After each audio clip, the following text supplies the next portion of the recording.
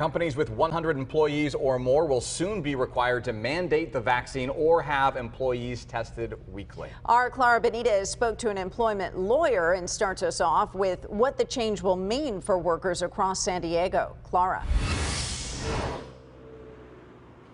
Well, good evening. According to OSHA, employers don't need to pay for their employees' weekly testing if given the option.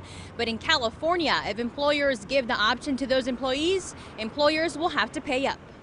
Starting January 4th, companies with 100 employees or more will need to require their workforce to be vaccinated or get weekly testing. These new guidelines also require the employers subjected to them to provide paid time off in order to get the vaccine during work hours and also to recover from any of the side effects from getting the vaccine.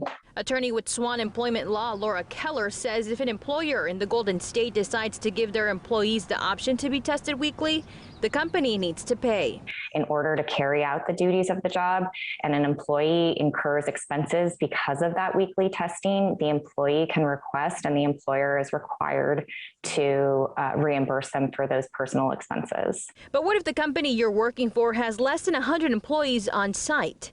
Keller says the employer will still need to follow the new guidelines. So if the employer has 100 or more, even if they are in all sorts of different locations, it still applies to them. However, there can be exceptions if they have workers who are working completely remotely and don't come in contact with either customers or clients. But even if they come in contact with customers or clients on a, not that regular, but some of the time basis, they can still, they're still subject to these requirements. Keller says individual franchises with less than 100 will not have to comply. Independently owned franchises, even if it's part of a larger company, if at the site of the independently owned franchise has less than 100 employees, then the ETS actually does not apply to them. And how will OSHA enforce these new regulations? Keller says employees themselves. Employees who believe their employer is not following this ETS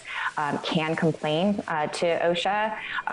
And if OSHA does find that the employer is not abiding by these guidelines, they can issue hefty citations. I believe it's $14,000 per citation.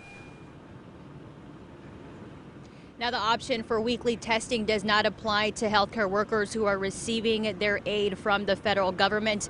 They do have to be vaccinated, and their deadline is January 4th.